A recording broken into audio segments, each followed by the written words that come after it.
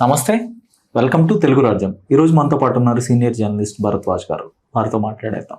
Sir నమస్తే. నమస్తే అండి. సార్, జూనియర్ ఎన్టీఆర్ అలానే అల్లు అర్జున్ ఇద్దరు కూడా పార్టీలు పెట్టబోతున్నారు అని ఒక ప్రచారం నడుస్తుంది. సో ఇదొక ప్రచారం అయితే, వీళ్ళిద్దరూ కలిపి ఒక పార్టీ పెట్టబోతున్నారని ఇంకొక ప్రచారం నడుస్తుంది. సో ఏంటి పాసిబిలిటీ ఉందా? ఇప్పుడు అక్కడ విజయ్ పార్టీ పెడతాడని ఎవరు ఊహించలేదు. ఒక 3-4 ఏళ్ల క్రితం వరకు, ఆయన పార్టీ పెట్టిన సంవత్సరం ముందు వరకు కూడా ఎవరు ఊహించలేదు. సో సడన్ గా ఆయన వచ్చి పార్టీ పెట్టేశారు, సీఎం అయిపోయారు. ఇప్పుడు మన తెలుగు హీరోల్లో కూడా అలాంటి ఒక ఆలోచన ఏదైనా ఆలోచన ఏదైనా ఉందంటారా? అంటే కోరిక ఉంది అని ప్రచారం జరుగుతోంది.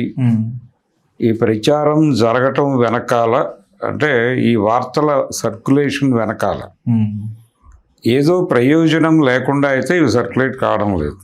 ఖచ్చితంగా ఒక పొలిటికల్ ప్రోగ్రామ్ ఉంది దీనికి. అంటే ఏమై ఉంటుంది ఈ పొలిటికల్ ప్రోగ్రామ్? ఇది స్ప్రెడ్ చేస్తోంది వాంటెడ్గా తెలుగుదేశం సర్కిల్స్ నుంచి జరుగుతోంది. అంటే ఇప్పుడు అల్లు అర్జున్ పొలిటికల్ పార్టీ అనే ప్రచారం వెనకాల ఎవరు టార్గెట్ అవుతారు? అంటే పవన్ కళ్యాణ్ ఆల్రెడీ ఉన్నాడు పొలిటికల్ ఏరియాలో. జనసేన అనే ఒక పార్టీ పెట్టాడు ఆయన. ఆయన బంధువే కదా ఇతను, అల్లు అర్జున్. ఈయన పార్టీ పెట్టేటప్పుడు, పార్టీ అనౌన్స్ చేసిన తర్వాత అల్లు అరవింద్ గారు ఒక ప్రెస్ మీట్ పెట్టాడు. ఆ రోజున పెట్టి, రాజకీయాల్లోకి వెళ్ళాక చాలా భరించాల్సి ఉంటుంది, మేం అవన్నీ చూసాము, చూసి తట్టుకోలేమని వెనక్కి వచ్చాం. ఇది నువ్వు ఎదుర్కోగలవా? నువ్వు చాలా సెన్సిటివ్ కాబట్టి నువ్వు ఆ ఏరియాకి వెళ్తున్నానంటే నాకు భయం వేసింది అని ఆయన మాట్లాడాడు ఆ ప్రెస్ మీట్లో. ఆ వీడియోలు స్టిల్ ఉన్నాయి యూట్యూబ్లో. కాబట్టి అంత కాషన్ ఎందుకు చెప్పాడు? నేనే హీరోగా నేను ఇంట్రడ్యూస్ చేశా ప్రపంచానికి. ఆయన పవన్ కళ్యాణ్తో సినిమాలు తీశాడు కదా ప్రొడ్యూసర్గా, ఇంట్రడ్యూస్ చేసింది కూడా ఆయనే. కనుక ఆ బాధ్యతతో మాట్లాడుతున్నాను అని ఆయన చాలా బాధగా మాట్లాడాడు ఆ రోజు. ఇది అవసరం లేదు, అయినప్పటికీ నేను కావాలని నీకు తెలియజేయడం కోసం, నీతో పాటు ప్రపంచానికి తెలియజేయడం కోసం ప్రెస్ మీట్ పెడుతున్నానని చెప్పాడు ఆయన. ఇది చాలామంది మర్చిపోయి ఉండొచ్చు కానీ ఉంది. కనుక ఇప్పుడు ఇతని మీద ఇంకొక బురద ఉంది ఆల్రెడీ. అదేంటంటే శిల్ప వ్యవహారంలో ఆయన వెళ్ళి ప్రచారం చేశారు. అల్లు అర్జున్ వెళ్ళి అతనికి ఓటేయమని ప్రజలకు చెప్పాడు. తద్వారా జగన్ ప్రభుత్వాన్ని ఏర్పాటు చేయాలని ఆయన ఆకాంక్షించాడు. యాంటీ చిరంజీవి, యాంటీ పవన్ కళ్యాణ్, అల్లు కొనిదల కుటుంబాల మధ్య భారీ చీలిక అనే ప్రచారం. ఈ నేపథ్యంలో ఈ మెగా అభిమానుల్ని, వాళ్ళతో పాటు ఇతర సెక్షన్స్, కాపు సెక్షన్లో కొంత భాగాన్ని వీళ్ళకి వ్యతిరేకంగా మారిస్తే కన్సాలిడేట్ అవుతారు అనే వ్యూహం తెలుగుదేశానికి ఉందా అనేది ఒక డౌట్. వీళ్ళని టార్గెట్ చేసేస్తే అలా జగన్ ఈ కుట్రలో ఉన్నాడు, ఈ కుటుంబాల మధ్య చిచ్చురేపే కుట్రలో జగన్ ఉన్నాడు అని కూడా ఒక ఐడియా నాటచ్చు జనాల బుర్రల్లో. అందుకని ఇవన్నీ దృష్టిలో పెట్టుకుని ఈ రకమైనటువంటి వార్తలు, కథనాలు వీళ్ళు వెలువరిస్తున్నారు. ఇది జరుగుతున్నటువంటి దారుణం.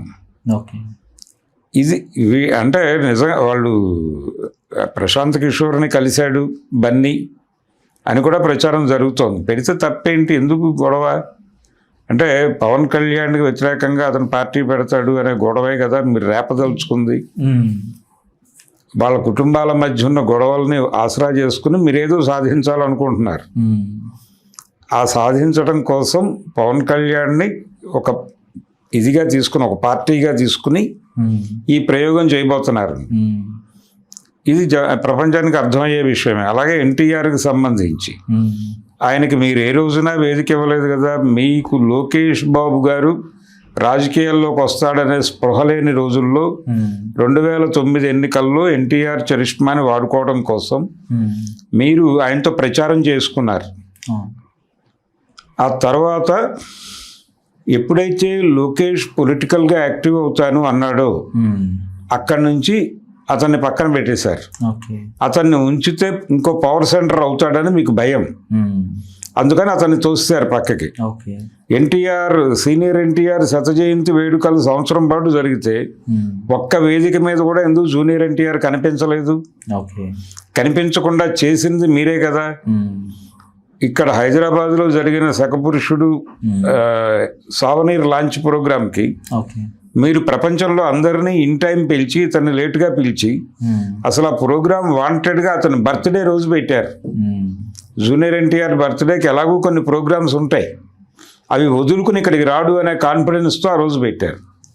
పెట్టి 1 వీక్ ముందు ఆయనకు చెప్పారు, వెళ్ళి ఇంటికి వెళ్ళి ఇన్విటేషన్ ఇచ్చి వచ్చారు. మేము ఇన్విటేషన్ ఇచ్చాము, ఆయన రాలేదు. ఈ దాడి చేయటానికి ఒక ఎల్బీ క్రియేట్ చేసుకున్నట్టు తయారైంది సీన్. ఇది అందరికీ తెలిసిన విషయమే. అతన్ని కంట్రోల్ చేయటానికి, అతన్ని ఆ రోజున 2009లో కంట్రోల్లోకి తీసుకుని ప్రచారం చేయించడానికి కూడా ఆయన సినిమాల మీద వీళ్ళే బ్యాడ్ ప్రోపగండా చేస్తారు. అతని సినిమాలకి ఫ్లాప్ టాక్ తీసుకొచ్చేది తెలుగుదేశం శ్రేణులే. అలా దాడులు చేసి అతన్ని భయపెట్టి టెర్రరైజ్ చేసి కంట్రోల్లోకి తీసుకోవటం. ఎవరినైనా భయపెట్టి కంట్రోల్లోకి తీసుకోవటమే. మాతో పెట్టుకుంటే నీ జీవితం ఏమైపోతుందో నీకు అర్థం కావట్లేదు, మేము చెప్పిన పని చెప్పినట్టు చెయ్యి, ఇలా ఎవరినైనా కంట్రోల్ చేయటం అనేది వాళ్ళ ప్రోగ్రాం. అందులో భాగంగానే ఆయన ఈ వైఎస్ఆర్ పేరు పెట్టారు హెల్త్ యూనివర్సిటీకి, ఎన్టీఆర్ పేరు తీసి. అప్పుడు ఆయన ఒక చిన్న ప్రకటన ఇచ్చాడు, ఎన్టీఆర్ పేరు హెల్త్ యూనివర్సిటీకి తీసేయటం వల్ల జరిగే ఆయన ఇమేజ్కి వచ్చే నష్టం లేదు, అలాగే జగన్మోహన్ రెడ్డి గారు పేరు పెట్టడం వల్ల ఆయన ఉన్నతికి కొత్తగా వీళ్ళు యాడ్ చేసేది ఏమీ లేదు. కాబట్టి ఇలాంటి అనవసరమైన వివాదాలు రేపకుండా పరిపాలన మీద శ్రద్ధ వహిస్తే బాగుంటుంది అని ముఖ్యమంత్రి గారికి విజ్ఞప్తి అన్నాడు. ఆయన మనవి అన్నాడు. దానిలో ఆయన వైఎస్ఆర్కి జగన్కి సరెండర్ అయిపోయి మాట్లాడుతున్నాడు అనే అర్థం తీసుకుని గొడవ చేశారు వీళ్ళు. మైకుల ముందుకు వచ్చి తిట్టారు ఆయన్ని. క్యాడర్ నాయకత్వం చెప్పకుండా క్యాడర్ రోడ్ల మీదకి వచ్చి ఇంకో నాయకుడిని తిట్టారు కదా. సో వాళ్ళు స్కీమ్ చేసి నడిపించారు ఆ క్యాంపెయిన్. కనుక అతను టార్గెటెడ్. అతను కూడా ఏ క్షణమైన కొడాలి నాని వీళ్ళందరి అకౌంట్లో అతను జగన్తో లింక్ ఉంది. శిల్పా ప్రమోషన్ వ్యవహారంలో ఇతనికి జగన్తో లింక్ ఉంది. సో జగన్ అనేవాడు కొడిదల కుటుంబంలో చిచ్చు పెడుతున్నాడు, నందమూరి కుటుంబంలో చిచ్చు పెడుతున్నాడు. వీళ్ళందరితో పొలిటికల్ పార్టీ పెట్టించి అక్కడ కాపు ఓట్లు చేల్చడానికి ప్రయత్నం, ఇక్కడేమో ఎన్టీ రామారావు గారి అభిమానులు చీలికి తీసుకురావడం, ఇన్ని కుట్ర పథకాలు రచించేస్తున్నారు ఇద్దరిని తన కంట్రోల్లో పెట్టేసుకుని అనేది ఎస్టాబ్లిష్ చేయడానికి ఈ పొలిటికల్ పార్టీ అనే ప్రోగ్రామ్ తీసుకొచ్చారండి. ఓకే, కానీ ఇందులో వాస్తవం లేదంటారా? ఏ కోసైనా కూడా అంటే వాళ్ళు ఆర్గనైజ్ అయి ఉన్నారు, అది నిజం. ఇద్దరు రేపు జూలై 18వ తారీఖు ఎప్పటి నుంచో వాళ్ళు ప్రోగ్రామ్ తీసుకున్నారు ఎన్టీఆర్ అభిమానులు. అంటే సోషల్ వర్క్, సామాజిక కార్యక్షేత్రంలోకి మనం కదులుదామని. ఇది రేపు పొద్దున పొలిటికల్ షేప్ తీసుకోకుండా ఉంటుంది అని అనుకోలేము, తీసుకోవచ్చు. సీనియర్ ఎన్టీఆర్ గారు నేను పొలిటికల్ లైఫ్లోకి వస్తున్నాను అంటే ప్రజా జీవితంలోకి వస్తున్నాను అన్నాడు ఆయన మొదటి ప్రెస్ మీట్లో. నేను సినిమాలు మానేద్దాం అనుకుంటున్నాను, అతి త్వరలో ఈ అనౌన్స్మెంట్ చేయబోతున్నాను, నేను సినిమాలు మానేసి ప్రజా జీవితంలోకి వద్దాం అనుకుంటున్నాను అని చెప్పాడు. మీరు రాజకీయ పార్టీ పెడుతున్నారా, ఎన్నికల్లో పోటీ చేస్తారా, మీరే గెలుస్తాను అనుకుంటున్నారా అని అడిగారు విలేకరులు. నేను ప్రస్తుతం ఎన్నికల్లో పాల్గొంటాను అని అనుకోవడం లేదు అన్నాడు. ప్రజల కోసం పనిచేసే ఒక స్వచ్ఛంద సంస్థలాగా, అంటే ఒక ఎన్జిఓ లాగా పనిచేస్తాం మేము అని చెప్పాడు. ఇది పెట్టిన 1 వీక్కి ఆయన న్యూ ఎమ్మెల్యే క్వార్టర్స్లో ప్రెస్ మీట్ పెట్టి నేను పొలిటికల్ పార్టీయే పెడుతున్నాను, నేను ఎన్నికల్లో పాల్గొంటున్నాను అని చెప్పాడు. మీ పార్టీ పేరు ఏమిటంటే నేను తెలుగువాడిని, నా పార్టీ తెలుగుదేశం అన్నాడు క్యాజువల్గా. అయిపోయింది. మరి ఆ రోజున ఎందుకు అలా మాట్లాడాడు? వారం క్రితం ఇంటి దగ్గర మాట్లాడుతూ అలా మాట్లాడి ఇక్కడికి వచ్చేసరికి ఏమిటి మోటివేషను అంటే ఆయనకు ముందే ఊగిసలాట కాదు, అంటే సన్నివేశం అనుకూలంగా ఉందా లేదా అనే దానికి టెస్ట్ చేయటం, ఒక అసెస్మెంట్ కోసం చేస్తారు ఇది. అలా ఇప్పుడు సామాజిక కార్యక్రమంలోకి అభిమానులను తీసుకురావడం అనే కార్యక్రమం ఈయన తీసుకుంటే ఏ క్షణమైనా పొలిటికల్ స్టాండ్ తీసుకోవచ్చు అనే ఇండికేషనే. అందుకని ఎన్టీఆర్ పార్టీ పెడతాడా లేదా అనేది ఒక ఆలోచన రేగింది. ఓకే. అల్లు అర్జున్తో లింక్ చేసేస్తే ఇద్దరిని కూటమి వ్యతిరేకులుగా ఫోకస్ చేయడానికి అవకాశం ఉంటుంది. ఓకే. సినిమా పరిశ్రమలో కూటమి వ్యతిరేకంగా పనిచేస్తున్న లాబీ అని చెప్పి అరవింద్ గారిని కూడా దానిలోకి లాగి చిరంజీవిని విడగొట్టి ఓకే వీళ్ళ కుటుంబాన్ని ఇబ్బంది పెట్టడానికి అల్లు అరవింద్ వాంటెడ్గా కృషి చేస్తున్నాడని చెప్పి అలా గందరగోళం ఎక్కడ పడితే అక్కడ ఎలా పడితే అలా మంట వెలిగించడానికి అద్భుతంగా ఉంది ఇది ఓకే ఈ నెరేటివ్ అని చెప్పి మురిసిపోయి వాళ్ళు రోజుకు ఒక వార్త పుట్టిస్తున్నారు. ఓకే. వీళ్ళు నిజంగానే రాజకీయాల్లోకి వచ్చే వాతావరణం కల్పిస్తున్నారు. అదే ఇప్పుడు ఇలాంటి నెరేటివ్స్ కూడా కొంత వీళ్ళని కూడా ఇన్స్పైర్ చేసే అవకాశం ఇన్స్పైర్ అవుతారు కదా న్యాచురల్ గా. అంటే ఇద్దరం కలిస్తే ఏదో సాధించవచ్చు అనే ఒక భావన కూడా కలుగుతుంది వీళ్ళలో. డెఫినెట్ గా కలుగుతుంది. అంటే వాళ్ళిద్దరూ ఆర్గనైజ్ ఉన్నారు అభిమానులు. ఆయన జాతీయ స్థాయిలో అభిమానులతో ఒక కేంద్ర కమిటీ రాష్ట్ర కమిటీ లెవెల్లో పెట్టాడు అల్లు అర్జున్. అంత నిర్మాణంతో ఉన్నవాళ్ళు లేరు. అలాంటి నిర్మాణంతో ఉండటం అనేది అడ్వాంటేజ్గా ఎన్టీఆర్కి మారింది ఆ రోజున. ఈ రోజున తనకే అది అడ్వాంటేజ్ అవుతుంది. కాబట్టి అలాంటి ప్రయత్నం చేసే ఇది వాళ్ళిద్దరికే ఉంది. ఆ ఆర్గనైజ్ అయి ఉన్నారు కాబట్టి, విజయ్ ఆర్గనైజ్ అయి ఉన్నాడు కాబట్టి తను ఈజీగా ముందుకు కదలగలిగాడు. తన అభిమానుల్ని ఆర్గనైజ్ చేసుకోగలిగాడు. తన అభిమానులకి ఒక దిశానిర్దేశం చేస్తే వాళ్ళందరూ కదిలొచ్చేలాగా ఆయన ముందు నుంచి నిర్మాణం చేసుకున్నాడు. అందుకని ఇది వాళ్ళని రెచ్చగొట్టడము, ఇన్ ది సేమ్ టైం యువతల వాళ్ళని అలర్ట్ చేయటం. అంటే తెలుగుదేశంలో ఉన్నటువంటి శ్రేణుల్ని అలర్ట్ చేయటం ఎన్టీఆర్ పట్ల. అంటే ఎక్కడో ఆయనలో వినయం తగ్గిందని వాళ్ళు ఫీల్ అవుతున్నారు. కాబట్టి మళ్ళీ వినయం కావాలి. వినయం కావాలి అనుకున్నప్పుడల్లా అతని సినిమాలు ఫ్లాప్ చేయడానికి వీళ్ళు ప్రయత్నం చేస్తారు. ఆ రోజుల్లో 2009 ఎలక్షన్కి ముందు ఆయన సినిమాల మీద బ్యాడ్ ప్రాపగండా చేశారు ఎన్టీఆర్ ట్రస్ట్ నుంచి. ఓకే, ట్రస్ట్ నుంచే జరిగింది. అప్పుడు ఆయన సరెండర్ అవుతాడు. అయితే ఈ పని చేసుకోవాలనేది ప్రోగ్రామ్. అలాగే మొన్న వార్ 2 అప్పుడు కూడా అనంతపురానికి చెందిన ఒక తెలుగుదేశం ఎమ్మెల్యే అది ఎత్తిపోయే సినిమా, దానికి థియేటర్ గురించి గొడవ ఏంటి, ఇలాంటి మాటలన్నీ బయటకు వచ్చినాయి కదా. వారు ఏం సంభాషించారో ఆ ఆడియో ఫైల్ బయటకు వచ్చింది కదా. సో ఇదే వాళ్ళ యాటిట్యూడ్. మళ్ళీ టార్గెట్ చేస్తున్నారు అతను మళ్ళీ వచ్చి వినయ ప్రదర్శన చేయాలి. ఓకే. లోకేష్కి జూనియర్ ఎన్టీఆర్ ఒక థ్రెట్ అనేది ఈ మధ్య కాలంలో కాకుండా ఒక 10-15 ఏళ్ళుగా ఇది ఒక నెరేటివ్ ఉంది. చాలా కాలంగా ఉందండి.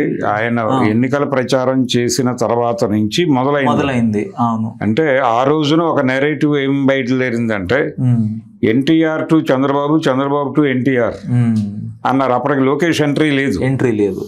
లోకేష్ ఎంట్రీ ఇచ్చిన మరుక్షణం ఎన్టీఆర్ని తొక్కారు పక్కన. అతను ఆ ఏరియా కూడా రానివ్వట్లేదు. కానీ సామాజిక వర్గ కోణంలో తెలుగుదేశం పార్టీని, చంద్రబాబు నాయుడిని అభిమానించే వ్యక్తులు, అంటే ఎన్టీఆర్ని ఒక దేవుడిగా భావించే వ్యక్తులు, సినిమాల పరంగా ఇప్పుడు జూనియర్ ఎన్టీఆర్ని కూడా చాలా సమర్థించే వ్యక్తులు కూడా లోకేష్ పక్షానికి వెళ్ళిపోయారు. ఇప్పుడు ప్రస్తుతానికి లోకేష్తోనే ఉన్నారు. సో భవిష్యత్తులో ఇలాంటి ఒక కాన్ఫ్లిక్ట్ వచ్చినప్పుడు ఏం జరుగుతుందంటారు?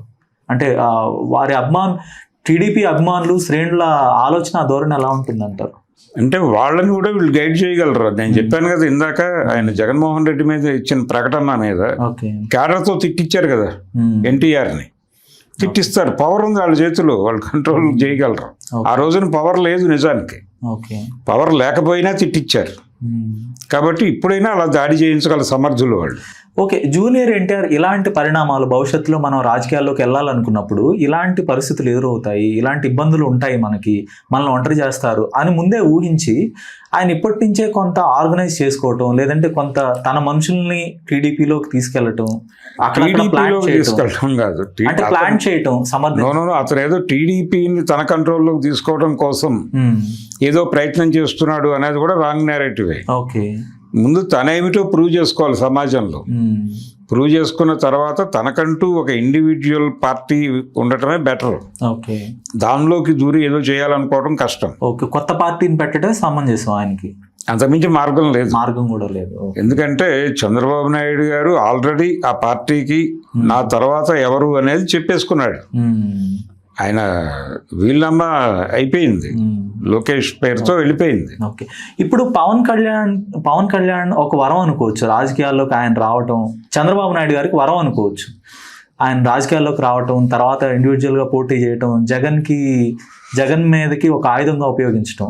సో అలానే జగన్మోహన్ రెడ్డికి ఎన్టీఆర్ కూడా అదే తరహాలో ఉపయోగపడే అవకాశం ఉంటుందా? జగన్మోహన్ రెడ్డికి ఎలా ఉపయోగపడతాడు ఆయన? ఎన్టీఆర్ ఆయన కొత్త పార్టీ పెట్టుకోవటం, తర్వాత టీడీపీలో కొన్ని ఓట్లని నాయకుల్ని, ఓటర్లని, శ్రేణుల్ని, అభిమానుల్ని చీల్చడం ద్వారా. ఇప్పుడు వాళ్ళ నెరేటివ్ అదే. ఇవన్నీ చేయటం ద్వారా తెలుగుదేశాన్ని వీక్ చేసి అతను జగన్ని గెలిపిస్తాడు. అందుకని ఎన్టీఆర్ పార్టీ పెడితే దాన్ని వ్యతిరేకించండి.